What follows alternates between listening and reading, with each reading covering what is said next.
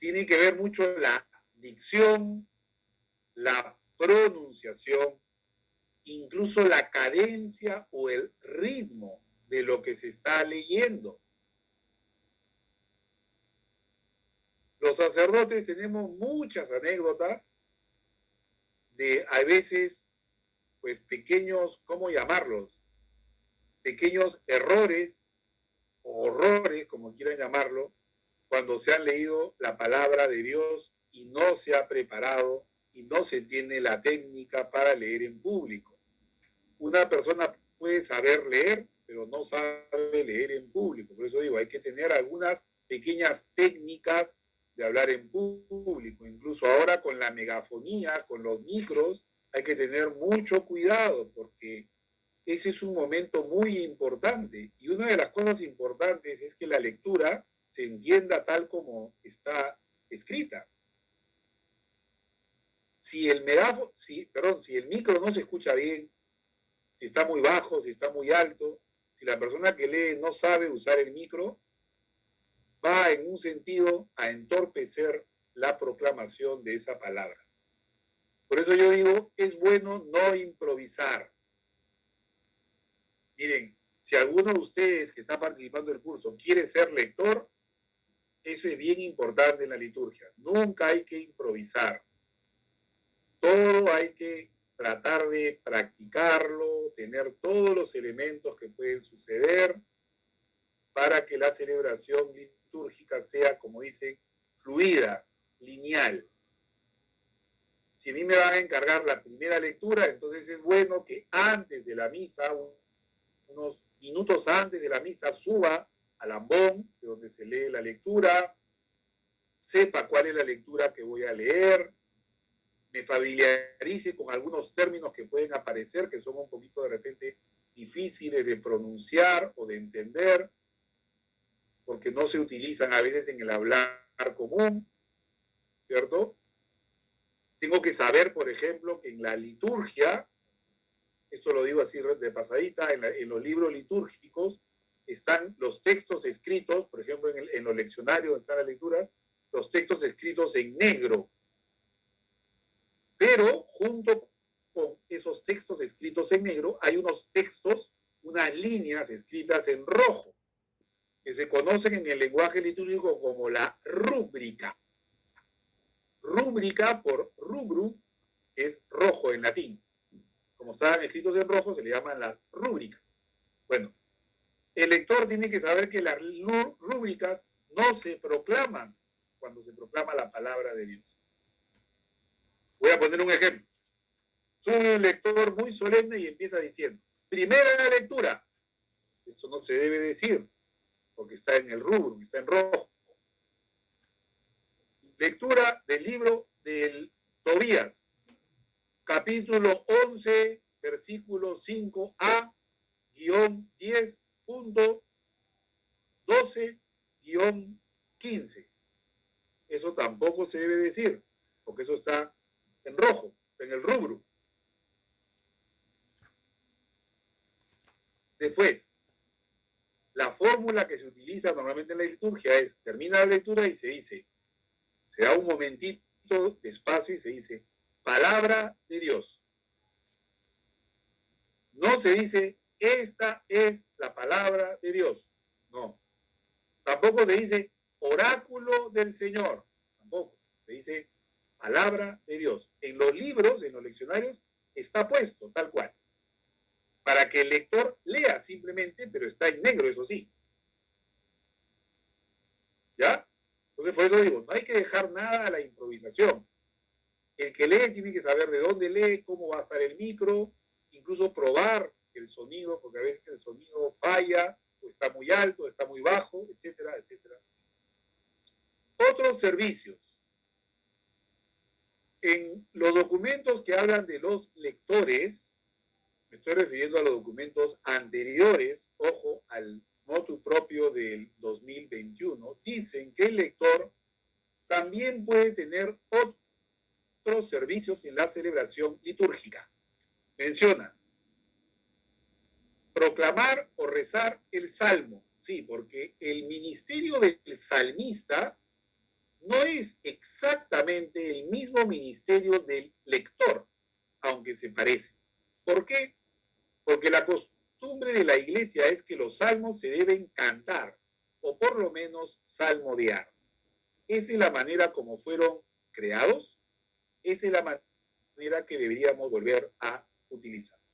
Yo sé que a veces es difícil porque no hay muchos salmistas, y a veces las tonadas de los salmos tampoco son fáciles de aprender, pero el lector también puede leer el salmo. Por ejemplo, hay otros textos que también a veces se usan en las celebraciones litúrgicas, que no son solamente la palabra de Dios, aunque tienen cierta importancia menor en la celebración litúrgica. Por ejemplo, me refiero al pregón de la Pascua, a la calenda de Navidad, a las secuencias, que hay algunas, a las peticiones, ¿no es cierto?, que también se conoce como la plegaria universal o la oración universal. Por ejemplo, hay unas moniciones que se pueden hacer que también las puede hacer el lector. Concretamente, por ejemplo, me acuerdo de una que es muy importante y es muy solemne, es en el Viernes Santo. Como ustedes saben, el Viernes Santo no hay la celebración de la misa. Técnicamente es una celebración de la pasión del Señor, ¿cierto? Y tiene un rito, o sea, es un rito largo, que concluye con la comunión eucarística. No es propiamente una misa, la celebración del Viernes Santo. Después de la liturgia de la palabra, viene una plegaria universal que es sumamente solemne y tiene para iniciar unas moniciones. Por ejemplo, el lector podría ayudar en hacer esas moniciones para que el sacerdote se dedique solo a la oración después de esa monición. ¿Ya? Entonces, esos otros servicios que están ahí señalados se refiere a eso. ¿Ya? Por ejemplo, también podría darse el caso de que en alguna comunidad se necesita hacer una liturgia de la palabra. Por ejemplo, en una comunidad que está alejada del templo, en la que el sacerdote no puede llegar, entonces el lector también puede moderar esa liturgia de la palabra, que no es una celebración de la misa. El día de ayer, un hermano habló de si habían las condiciones que se necesitan para poder pedir a la iglesia el lectorado. La hermana Claudia, Sor Claudia, nos explicó lo que estaban haciendo desde la comisión, pero a mí me picó un poquito el bichito de la curiosidad. Y si bien hay que esperar lo que la Comisión de Liturgia y en el fondo la Asamblea de los Obispos del peruanos decidan, se me ocurrió pues juntar algunos elementos que están ahí presentados como ustedes lo ven. Esto lo he ido sacando un poquito de los otros ministerios que hay en la iglesia y que la iglesia pide estas condiciones. O esto es simplemente como soldar unas ideas, son mías propias, yo me hago responsable de ellas, aunque las he tomado, como vuelvo a repetir, de la costumbre de la iglesia en otros ministerios. Primero, que la persona que pida el electorado como ministerio instituido, es decir, permanente, sea mayor de edad. Me parece que es de suyo lógico. Que sea bautizado, confirmado, que haya hecho la primera comunión, evidentemente, o sea, que haya sido iniciado en la fe cristiana. Siguiente punto, estar en comunión con la fe de la iglesia, no estar impedido canónicamente, claro, porque cuando uno comete, por ejemplo, alguna falla o alguna situación, puede estar impedido de ejercer algún ministerio en la iglesia. Pedirlo libremente el ministerio, por ejemplo, cuando se le pide a los candidatos al sacerdocio recibir o que pidan para recibir el lectorado y el acolitado, se les pide que hagan una carta de puño y letra firmada con esa petición libre del ministerio. Podría ser algo parecido. Siguiente punto, deseo de servir y estar ligado a una comunidad en concreto. Porque como he dicho, los ministerios en la iglesia no se hacen simple y llanamente por el gusto de tener el ministerio, sino en una clave de servicio ministerial. Por último, y eso sí lo dice el motu propio del Papa, este ministerio no tiene derecho a ninguna remuneración en la iglesia. Es un poquito feíto decir esto, pero hay que decirlo porque para que no haya muchos problemas, como ustedes comprenden. Quiero terminar esta parte del ministerio del lectorado, ya nos queda poquito tiempo, hablando un poquito de la espiritualidad del lector. Como ustedes saben, todo ministerio en la iglesia debe estar sustentado por una actitud espiritual del ministro. Podríamos decir, por ejemplo, que el obispo tiene una espiritualidad propia de su ser pastor en la iglesia. Podríamos decir, por ejemplo, que el diácono tiene una espiritualidad diaconal. Bueno, se me ha ocurrido decir, ¿cuál sería la espiritualidad del lector? Y ahí pongo 4 ideas. La primera, cultivar su vida espiritual, tener vida. Evidentemente, si tiene un servicio tan importante en la iglesia, tiene que tener una vida espiritual seria. Y ojo que la vida espiritual no solo es rezarnos, ¿cierto? Vida espiritual significa vida de oración, vida sacramental, vida de fe, de conocimiento de la fe, vida de coherencia con esa fe, de estudio de la fe. Segundo, leer y meditar la palabra de Dios. Ya lo dije hace un momento, el lector tiene que ser el primer oyente de esa palabra. Y no que le entre por una oreja y se le salga por la otra, sino que realmente escuche la palabra y él sea el primero que la coja y viva de acuerdo a esa palabra. Por ejemplo, sería bueno que tenga algún conocimiento, no tiene que ser un especialista, pero sí algún conocimiento de pues, la teología bíblica, de los libros, ¿no?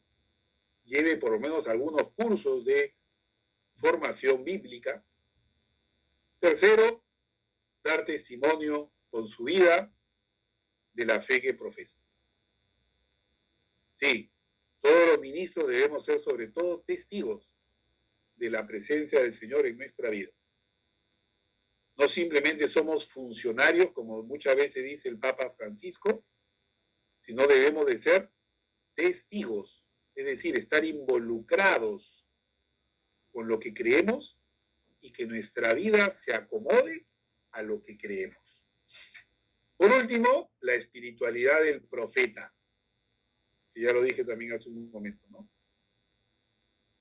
Si nosotros vemos la vida de los profetas, y deberíamos conocer un poquito la vida de los profetas, son realmente vidas muy apasionantes, muy hermosas.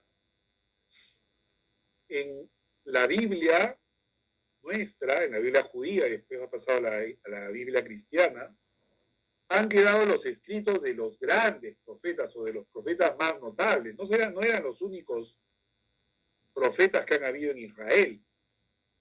Pero sí hay que reconocer que el profetismo fue una etapa en la historia sagrada que Dios quiso para hablar a su pueblo. Y miren que la vida del profeta es una vida literalmente entregada a ese ministerio. El profeta no solo es aquel que predice, como a veces lo entendemos en el hablar común, lo que va a venir en el futuro. Algo de eso también tenía la palabra del profeta, pero sobre todo el profeta, su característica era que hablaba en nombre de Dios. Y eso es algo serio. Hablar en nombre de Dios es algo serio. Es algo muy grave. Y es algo que, ¿cómo decirlo?, pone en juego nuestra propia salvación. En los libros de los profetas se escucha decir a Dios, el profeta que diga cosas que yo no digo, ay de él. Por eso el profeta tiene que ser fiel a lo que él ha escuchado y así transmitirlo a los demás. Si el profeta traiciona o tergiversa lo que ha escuchado de Dios, ay de él. Por otro lado, para terminar, no hay que olvidar que el ser profeta es una vocación hermosa, pero es una vocación difícil. Los profetas se metieron en muchos problemas por hablar en nombre de Dios. Y si no, miremos la vida de Isaías, de Jeremías, que sufrió muchísimo, incluso le quisieron quitar la vida varias veces por hablar en nombre de Dios. El profeta no habla para agradar a los demás, menos a los grandes ni a los poderosos. El profeta habla muchas veces para denunciar lo que está mal y para alentarnos a una vida mejor. Bien. Yo creo, Sor Claudia, que nos podemos parar ahí para que vengan las preguntas.